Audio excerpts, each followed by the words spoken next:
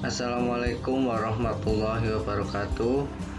Perkenalkan, nama saya Handika Putra Merdiansyah dari kelas TL3B NPM 180304042. Di sini saya akan membawakan materi tentang manajemen by objektif.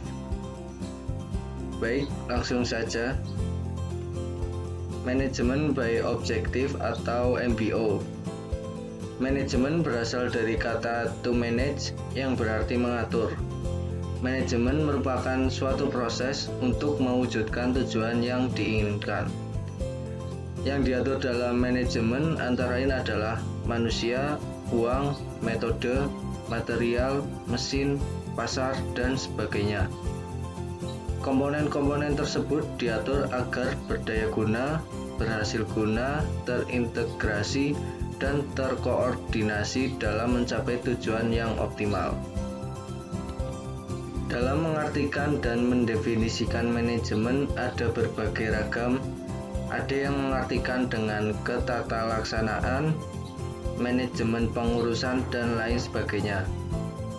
Bila dilihat dari literatur yang ada, pengertian manajemen dapat dilihat dari 3 pengertian, yaitu yang pertama, manajemen sebagai suatu proses, kedua, manajemen sebagai suatu kolektivitas manusia, 3, manajemen sebagai ilmu atau sains dan sebagai seni atau art.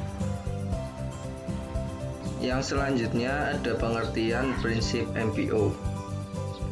Sebutan manajemen sesuai objektif pertama dipopulerkan oleh Peter Drucker dalam bukunya tahun 1954 yang berjudul The Practice of Management.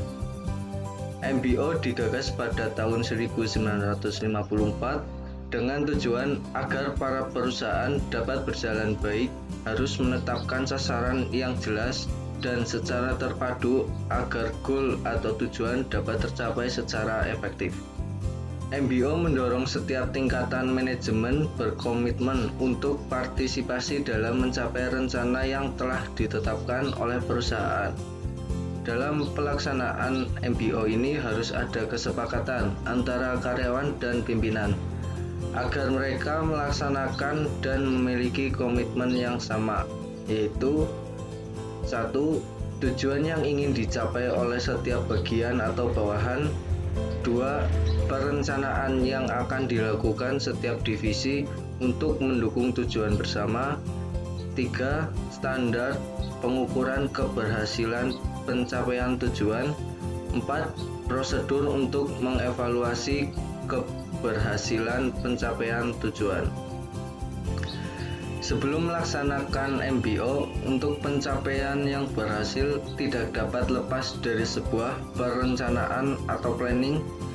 Rencana yang efektif adalah dengan mencari dan menemukan secara cermat jawaban terhadap 6 pertanyaan berikut ini.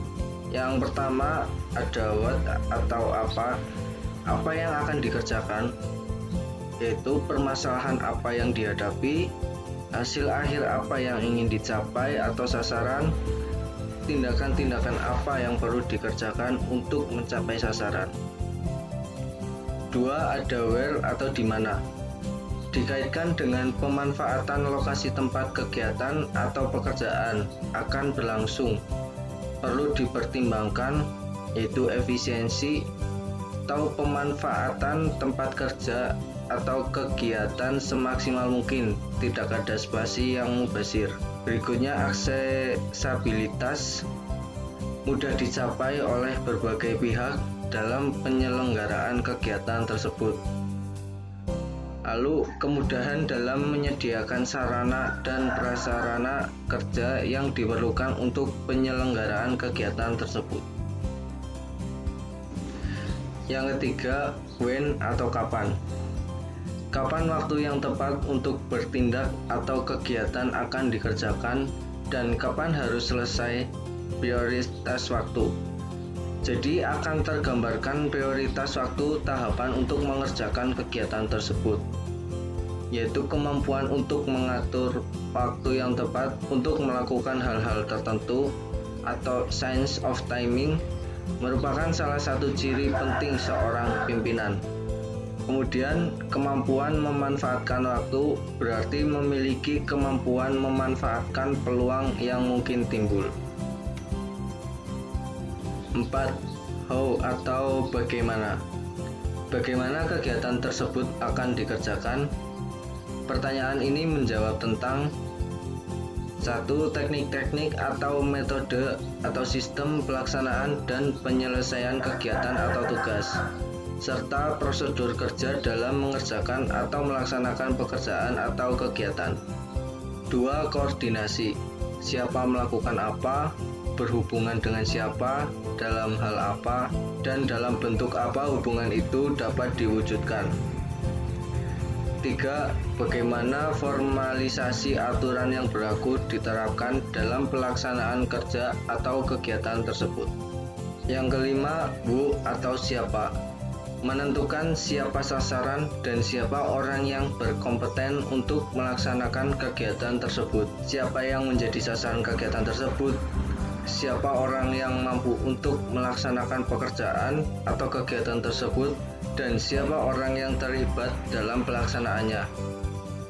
Lalu, apa persyaratan kemampuan yang harus dipenuhi? 6. Why atau mengapa. Menjawab pertanyaan untuk semua pertanyaan yang dikemukakan, berusaha menemukan pembenaran yang meyakinkan terhadap pertanyaan apa, di mana, bila mana, bagaimana, dan siapa. Ini meliputi berusaha melihat secara teliti apakah rencana tersebut terdapat kelemahan-kelemahan atau tidak. Misalnya ada hal-hal yang mestinya tercantum tetapi tidak tercantum atau sebaliknya.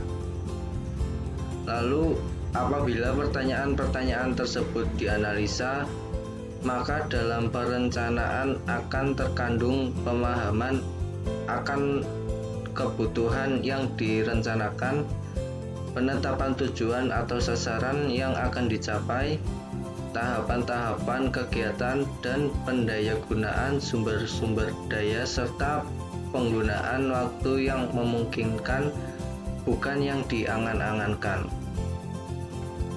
Baik, mungkin cukup sekian dari saya. Kurang lebihnya mohon maaf. Assalamualaikum warahmatullahi wabarakatuh.